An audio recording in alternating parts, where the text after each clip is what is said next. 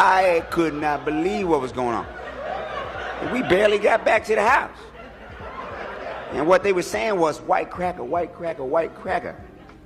So I got home and I asked my mother, who are these white crackers? Let's stay away from them. They ain't no good. I'm telling you, everybody hate them. So she said, so I'm telling you the truth. And she said, you know what, Thomas? She said, that's what some people call people that are our color. So I was like, see, I knew I was brown. That's what I knew. I knew I was brown, and I knew that they was kind of peachy. If they wasn't white, I really thought color. You know, I had crayons and everything. You know what I mean? I thought color, for real.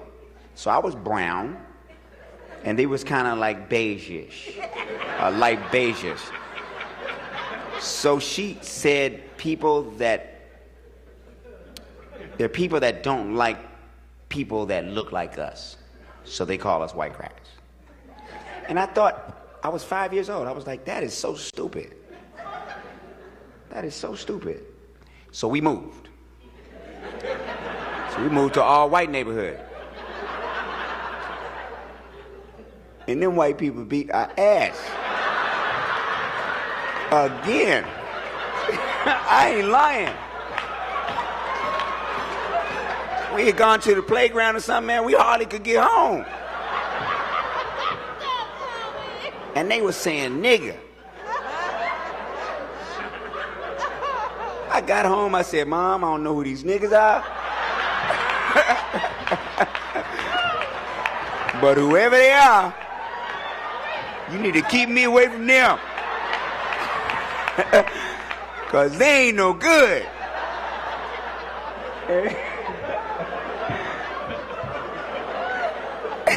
I'm serious now. So, she said, some people don't like the color you are. We're back on Your Voice with funny man himself, Mr. Tommy Davidson. You know, I have to tell my viewing audience, it is so difficult to do this show, not because of Tommy Davidson, because he is so funny, he keeps you in stitches, man. You're just a gift, man, from God. I really believe that, man. Thank you, I man. mean, we have much love for you, man. Yeah, I was going to say, man, don't be leaving me hanging on my show, man. Nah, but you got me ready for the next question, man. Right, You working me. But listen, you know. You like serving, like, right. You're so serious, man, but yet so funny, man, and yet so real. I want to ask you this question. How do you manage that in Hollywood, man? Hollywood to me is, I mean, it's like a fake, an unreal situation. How do you handle that? I couldn't do the Hollywood thing, man, because I mean, I'm just a little too real for all that fakeness and what you're wearing. You know, on the red carpet, you know, no one ever asked you what you were wearing. Right. They better not have anyway. Exactly. No, I hear you. I hear you. Well, you know, first of all, I'll say objectively that, first of all, you got to really love it to really want to be there. Second of all, you know, it took me 7 years to get comfortable, first of all, in California, just living there as a resident anyway. Just because I was from the East Coast, there's 4 seasons. East Coast? Yeah, East Coast, baby. Right. There's 4 seasons. It's a different, you know, it's a different social setting. You know, California relatively is newer. Right. It's a newer place. Yeah, it is comparatively. The East Coast has been there, you know. Right. So it's different. A lot of things that I wasn't familiar with, but it also took me about 7 years to get comfortable with my career.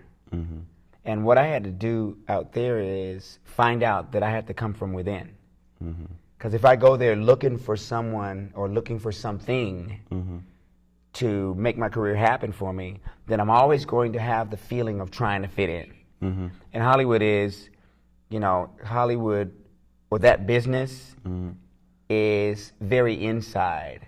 Yeah. You know, they give you the feeling. They give you the feeling that there's a certain exclusivity that's here. Right. But isn't that the American way?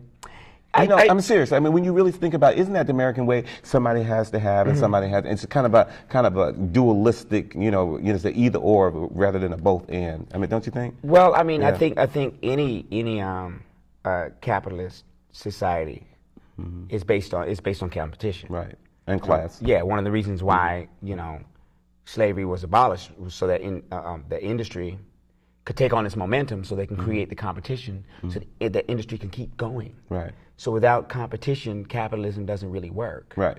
Not saying that communism is the answer, but there are social means of ways of sharing resources. It was one of the reasons why Jesus threw the daggone table over, because he was like, y'all with this money, y'all gonna ruin everything. Right.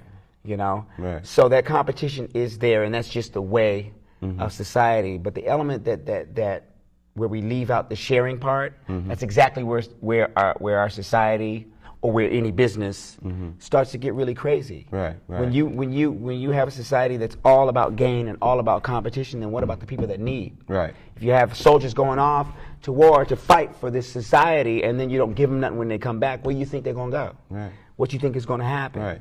Where are people going to live when they can't afford it? So now you have the homeless, you have drugs, you have all this stuff. And it's the same thing with Hollywood. Right. If you have all these people consolidating all of the work, all these people shutting people out, you're going to have a lot of feelings of animosity. You're going to have unwelcome competition. I mean, or it comes down to two things for me. It's really weird in Hollywood. Right. Two of the things I've been able to avoid. Give us both in 10 seconds. Okay. Immoral competitivism and an inflated sense of importance. Wow.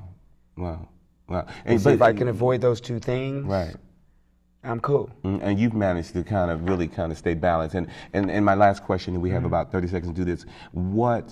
Where's Tommy going? What's next for Tommy? I mean, you've done big screen. I mean, you're all over the country and abroad. I think I talked to you right before you were jumping on a plane to Japan. I mean, you've just been all over the place. What's next? Getting my own movies going, my own film company, authoring books. I can't wait to reach in charge of my destiny. Yeah. And staying focused on that. Yeah.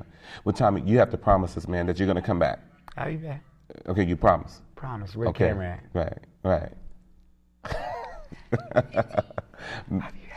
And man, we appreciate having you in the studio, man. Appreciate we love you here in Tallahassee. Thank you. You always have a home in Tallahassee, man, no matter where you go, man.